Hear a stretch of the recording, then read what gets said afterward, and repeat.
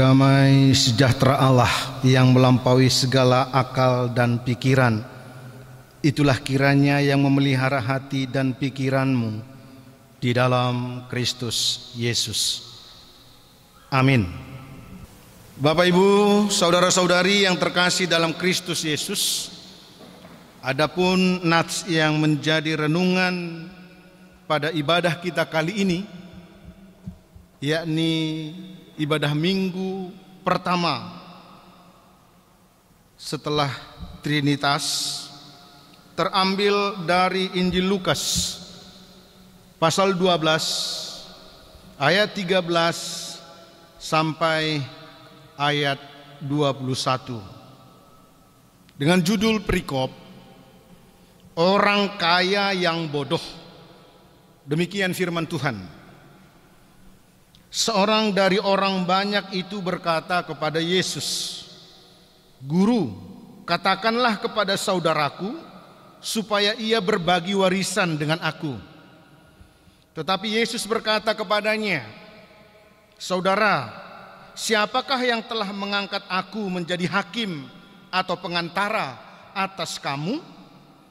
Katanya lagi kepada mereka, "Berjaga-jagalah dan waspadalah terhadap segala ketamakan. Sebab walaupun seorang berlimpah-limpah hartanya, hidupnya tidaklah tergantung daripada kekayaan itu." Kemudian ia mengatakan kepada mereka suatu perumpamaan, katanya, "Ada seorang kaya, tanahnya berlimpah-limpah hasilnya. Ia bertanya dalam hatinya, 'Apakah yang harus aku perbuat?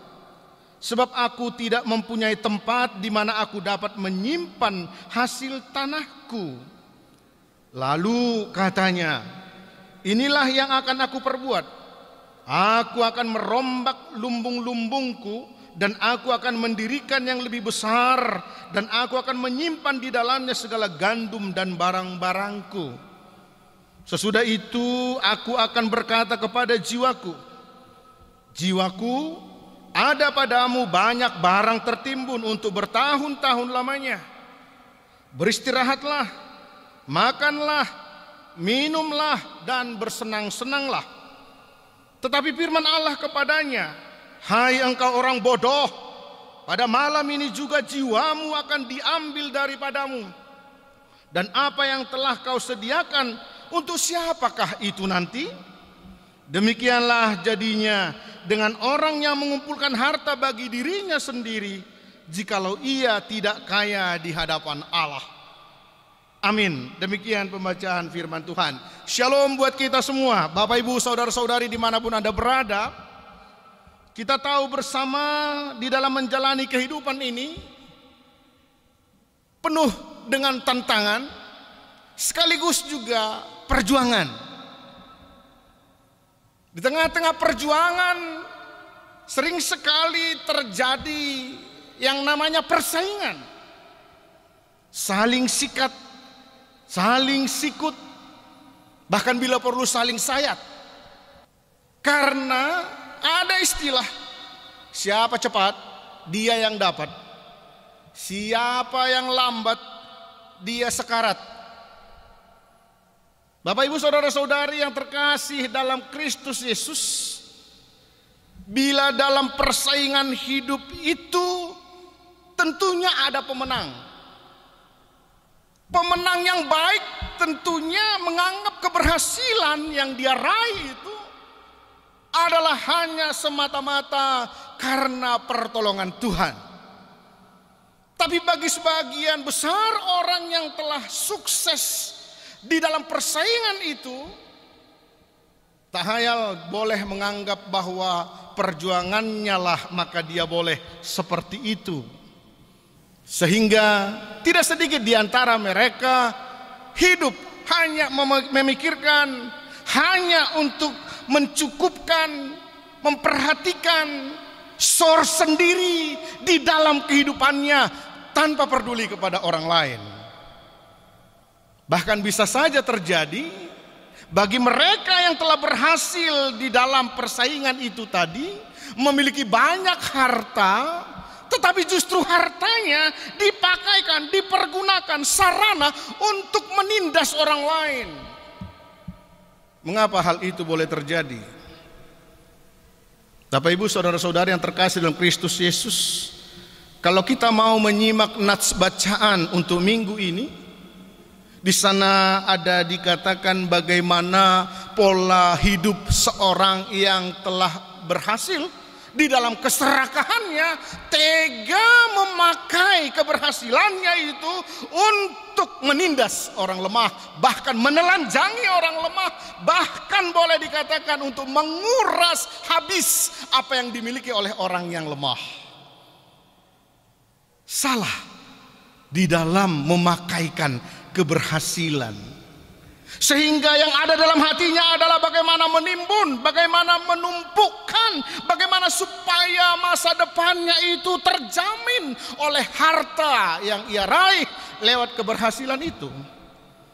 Berbagai upaya akan ia lakukan, tidak peduli apakah melanggar hukum Tuhan. Sekali lagi yang menjadi pertanyaan, mengapa hal sedemikian boleh terjadi? Yang pertama, karena bisa saja dia itu tadi tidak yakin akan penentu masa depannya, yaitu Allah, atau ragu akan kepedulian Allah, sanksi terhadap pertolongan Allah. Maka dia berupaya untuk menjamin masa depannya semata-mata adalah hartanya dan keberhasilannya. Dia telah dijangkiti penyakit bimbang dan ragu. Sadar atau tidak sadar, penyakit itu sudah menggerogoti tidak hanya tubuhnya, tidak hanya pikirannya, tetapi juga iman percayanya. Saudaraku yang terkasih dalam Kristus Yesus, kalau kita bercermin dari firman Tuhan yang telah kami bacakan tadi, adapun yang menjadi latar belakang dari perikop teks kita ini, di mana ketika orang banyak mengikuti Yesus karena mereka tertarik dengan pengajaran Tuhan Yesus yang penuh dengan kuasa, karena mereka tertarik karena Tuhan Yesus itu akan membela pribadi-pribadi mereka. Dan saat Tuhan Yesus sedang beristirahat, ada seseorang yang menemui atau ingin bertemu dengannya. Ketika dia sudah berada di hadapan Tuhan Yesus, lantas dia pun memohon kepada Tuhan Yesus dan berkata, "Guru, sudilah kiranya Engkau untuk menengahi pembagian harta warisan kami." Saudaraku yang terkasih, tak hayal kalau Yesus menanggapinya sepertinya cuek. Kalaupun tidak cuek, dalam ayat 14, "Saudaraku, siapakah yang telah mengangkat aku menjadi hakim dan penengah di antara kamu, perantara di antara kamu?" Mengapa Yesus katakan seperti ini? Karena memang dari caranya mengungkapkan itu saja, Yesus tahu, oh ini tipe-tipe orang serakah ini. Masa untuk mengurusi harta warisannya pun aku dipanggil. Ini orangnya orang yang memang serakah, congok ini, rakus ini, loba ini. Maka Yesus pun menolaknya secara lemah lembut. Karena memang sekali lagi dia melihat pada pribadi yang datang itu sudah ada niat-niat yang tidak benar. Pada dirinya ada yang namanya keserakahan, ketamakan. Saudaraku yang terkasih dalam Kristus Yesus, kata tamak dalam bahasa aslinya disebut pleusia, artinya serakah, loba, rakus, tamak. Ia berkeinginan supaya harta itu, warisan itu lebih banyak padanya dibandingkan dengan saudara-saudaranya yang lain. Dan kalau boleh kita menyimak keberadaannya pribadi yang datang kepada Yesus ini, jangan-jangan dia berada pada struktur di tengah, bukan yang paling sulung dan bukan paling bungsu. Sebab kalau sulung dan bungsu itu sudah tertentu haknya. Jadi dia melihat nggak pantas ini sama aku. Guru, bantulah aku. Saudaraku yang terkasih dalam Kristus Yesus, bagi orang yang seperti ini, yang datang kepada Yesus ini jelas menggambarkan pribadi yang tidak memiliki atau yang tidak menyetujui apa yang telah ditentukan, apa yang telah ditetapkan di tengah-tengah kebudayaan mereka, di tengah-tengah adat istiadat mereka, di tengah-tengah peraturan yang telah mereka sepakati bersama. Ia ingin memiliki lebih dibanding dengan orang lain. Bapak Ibu, jadi masalah utamanya sebenarnya di sini bukan persoalan warisan itu, bukan persoalan bersedia atau tidaknya Yesus membela dia, tetapi masalahnya adalah niat bulusnya atau keserakahannya. Sekali lagi, keserakahan jelas menumbuhkan pikiran menjadi pelit. Kenapa dikatakan pelit? Dia tidak ingin kalau si bungsu menerima lebih banyak, kalau si sulung menerima lebih banyak, dia pelit. Dia tidak setuju. Yang jelas dia juga paham benar dengan hukum yang terjadi, hukum Taurat yang telah ditetapkan di tengah-tengah kehidupan mereka. Bapak Ibu, saudara-saudari yang terkasih dalam Kristus Yesus, di dalam memberikan pengajaran kepada pribadi yang datang kepadanya itu, Tuhan Yesus memberikan sebuah penjelasan melalui perumpamaan. Sesungguhnya bila kita melihat pribadi yang datang kepada Yesus itu di tengah-tengah keraguannya, ia tidak sadar bahwa keberlangsungan warisan itu pun sendiri tidak akan bisa menjamin hidupnya.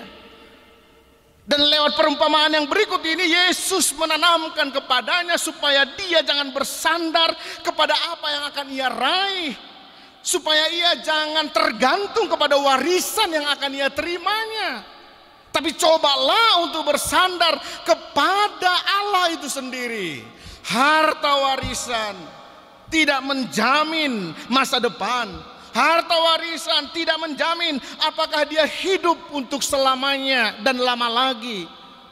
Maka Yesus pun sekali lagi memberikan sebuah perumpamaan. Ada seorang kaya yang memiliki ladang begitu luas, dan ketika ladang itu menghasilkan panen, dia pun mulai berpikir-pikir, kemanalah nanti hasil panen ini saya simpan. Kalau begitu saya akan memperbesar, memperbaharui, merombak lumbung-lumbung gandum saya, supaya seberapa banyak pun hasil panen dari tanah saya ini boleh saya simpan, boleh saya timbun. Jika nanti sudah penuh, maka aku pun akan mengajak hatiku, maka aku pun akan membawa pikiranku. Berbahagialah engkau hai jiwaku, lihatlah gandummu sudah penuh di lumbungmu. Dia akan menikmati hidupnya. Pokoknya yang ada dalam benaknya adalah bagaimana supaya semua yang ia miliki itu boleh dipergunakan untuk kelanggengan, untuk kelangsungan hidupnya. Yang ada padanya adalah memikirkan dirinya sendiri. Lewat perumpamaan Tuhan Yesus, sesungguhnya upaya itu akan sia-sia. Sebab bila tiba waktunya, semua yang ada akan ditinggalkan. Bahkan ketika ajal menjemput sekalipun, tidak ada sesuatu yang boleh ia bawa. Berarti apa yang ia miliki itu tidak bisa menjamin masa depannya, panjang umurnya, kebahagiaannya, dan kemakmurannya. Tidak boleh menjamin umurnya atau hidupnya. Maka di dalam ayat 20 perikop teks kita ini, Tuhan berkata kepada orang yang seperti itu, hai engkau orang bodoh, pada malam ini juga jiwamu akan diambil. Kembali lewat ucapan Yesus ini kita diajak sesungguhnya, marilah bersandar kepada Tuhan. Jangan bersandar kepada harta dan apapun yang kita miliki. Bapak Ibu, sesungguhnya hidup yang kita miliki ini hanyalah tergantung kepada kasih karunia Allah. Kalau memang Allah memberi kepada kita, kalau memang Allah memberi jaminan dalam hidup kita, mengapa justru kita menggantungkan asa dan hidup kita kepada apa yang kita miliki? Banyak orang justru di dalam kekayaannya, kepada benda yang ia miliki, kepada jabatannya, kepada hartanya. Ternyata kalau kita lihat di zaman akhir-akhir ini, justru tidak sedikit orang gagal di dalam memakaikan apa yang ia miliki. Justru apa yang ia miliki membawa dia kepada kehancuran. Maka Yesus menganjurkan kepada pribadi yang datang kepadanya itu untuk segera memikirkan. Jangan semata-mata, jangan melulu memikirkan apa yang ada di dunia ini, tapi coba pikirkanlah apa yang akan engkau miliki di dunia akhirat nanti. Kalau kamu boleh kaya di dalam dunia ini, sebaiknya juga kamu kaya di dalam imanmu.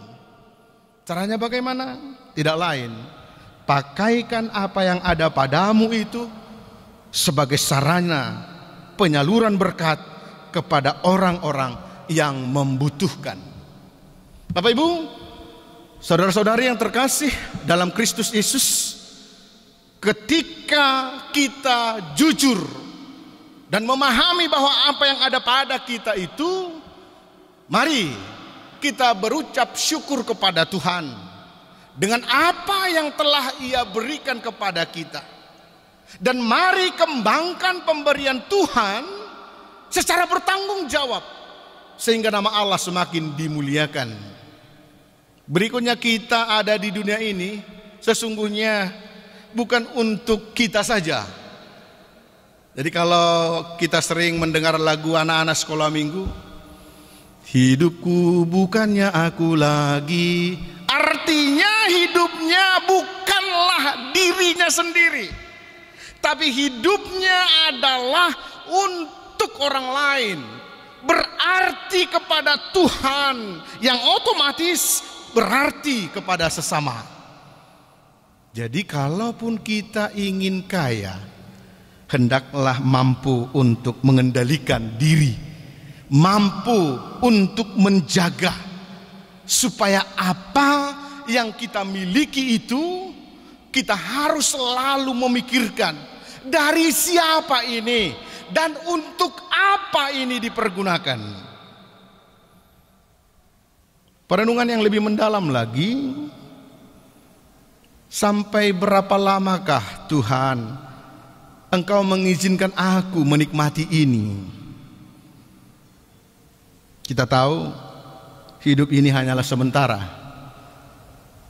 Dan ingat, Tuhan menjadikan kita atau membiarkan kita hidup di dunia ini dan menikmati segala sesuatunya adalah dalam rangka mengelola pemberian Tuhan, bukan memiliki. Wah, ini kadang-kadang Bapak Ibu saudara-saudara yang terkasih, bagi mereka yang beriman sadar betul akan hal ini.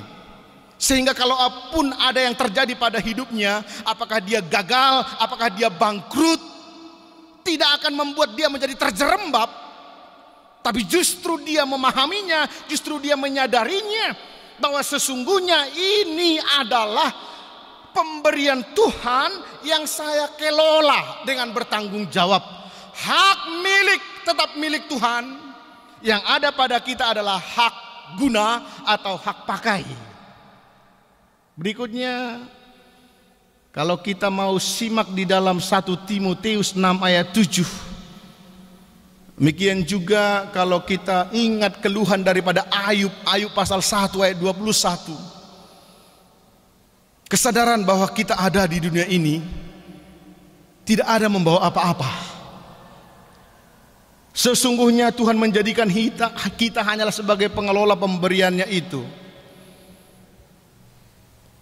Lirik lagu, ku tak membawa apapun juga. Kesadaran yang seperti ini Bapak Ibu harus kita tumbuh kembangkan dalam kehidupan ini, supaya kita tidak menggantungkan asa kita kepada yang boleh lenyap dari dunia ini. Kesadaran bahwa segala sesuatunya milik Tuhan boleh kita baca dan simak melalui penuturan kitab Mazmur pasal 89 ayat 12. Punyamulah langit, punyamu jugalah bumi, dunia serta segala isinya, engkaulah yang mendasarkannya. Jadi Bapak Ibu saudara-saudara yang terkasih dalam Kristus Yesus, kalau memang punyamulah bumi, punyamulah langit, punyamulah segala sesuatu yang ada di dalamnya, kita yakin Bapak Ibu, kalaupun kondisi kita saat ini bagi sebagian orang ada yang menjadi ketakutan berlebih akibat pandemi corona. Bagi sebagian orang sudah memikirkan bagaimana nanti nasibku 5 tahun ke depan, 10 tahun ke depan. Nats kita ini menghimbau kita sekalian, di 10 tahun yang akan datang, di 5 tahun yang akan datang, bahkan di besokmu saja pun Tuhan sedang menunggumu. Amin. Silakan, welcome, datang kata Tuhan. Datang kepada Tuhan. Gantungkan nasib hidupmu kepadaku kata Tuhan. Artinya Bapak Ibu, di tengah situasi seperti ini tak ada gunanya ketakutan yang berlebih. Boleh takut, takut yang wajar begitu. Kalau enggak takut juga itu munafik namanya. Siapa sih yang enggak takut mati secara tiba-tiba? Itu munafik itu. Boleh takut, tapi takut yang wajar. Boleh takut sebab Tuhan sungguh-sungguh memperhatikanmu. Bagaimana kalau saya tidak sampai kepadamu Tuhan? Itu yang perlu kamu takutkan. Bapak Ibu saudara-saudara yang terkasih dalam Kristus Yesus, oleh karena itu sesungguhnya kapanpun dan dimanapun Allah lah yang berwewenang untuk mengambilkannya, mengembalikannya, untuk melipat gandakannya. Kalaupun dia hendak mengambil, tak seorang pun yang sanggup untuk menghalanginya. Kalaupun Tuhan menginginkannya, berikan saja, serahkan dia, sebab badannya dan dialah yang empunya dari segala sesuatunya. Nah, banyak orang seperti yang dalam perumpamaan ini, karena saking asiknya mencari kenikmatan dunia, dia lupa akan keselamatan jiwanya, keselamatan imannya. Maka disebut lewat judul perikop teks kita ini, orang kaya yang bodoh. Sekali lagi, kalaupun ada orang kaya Bapak Ibu, jangan mau jadi bodoh ya. Jangan mau jadi bodoh. Mari berlomba-lomba menjadi kaya, tapi jangan bodoh. Begitu. Cari harta dunia, tapi jangan lupa cari keselamatan jiwamu.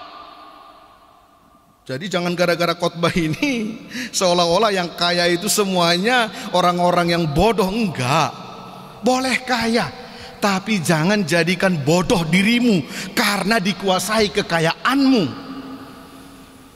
Sebagai perenungan bagi kita melalui nats khotbah ini, kita sadar bahwa akhir-akhir ini banyak orang yang keliru dalam memahami kekayaan yang diberikan Tuhan.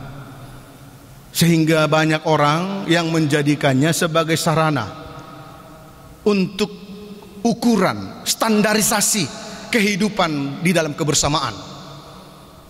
Itu adalah sikap yang keliru. Standar kehidupan bukan diri kita, tapi standar kehidupan adalah Tuhan Yesus Kristus. Bahkan pada sebahagian orang,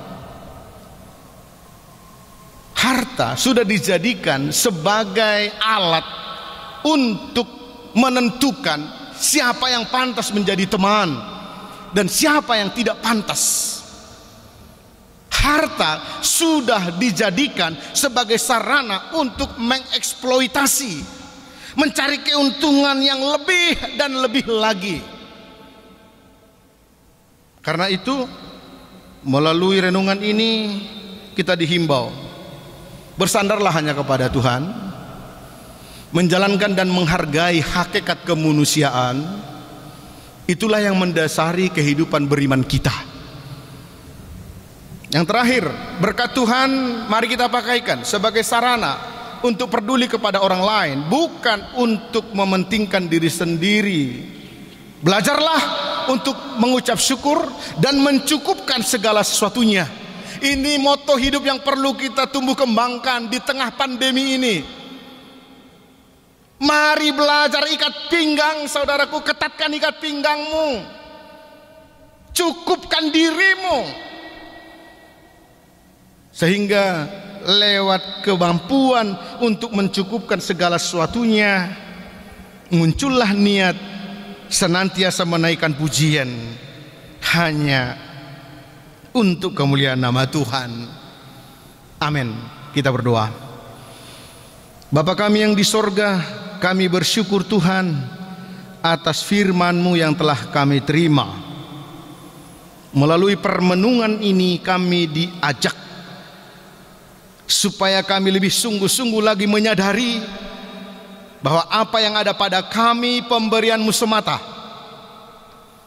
Janganlah kiranya kami berpikir loba, serakah untuk mencari dan menikmati tawaran dunia ini.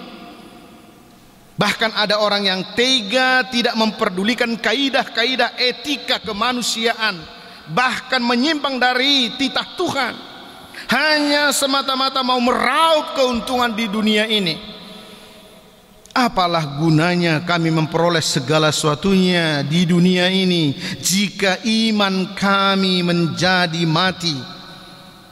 Allah Bapa sumber berkat, kembali kami diingatkan bahwa apa yang kami terima haruslah kami pakaikan untuk kemaslahatan bersama, sehingga melalui upaya tersebut kami sungguh-sungguh menunjukkan diri sebagai ciptaan-Mu yang segambar dengan rupa-Mu.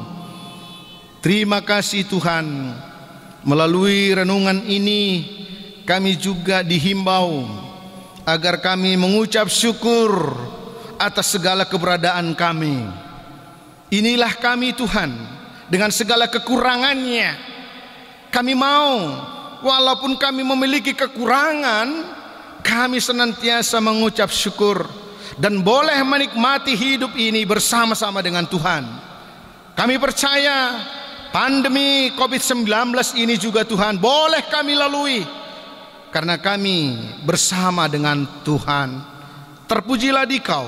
Dalam nama Yesus Kristus kami telah berdoa dan mengucap syukur.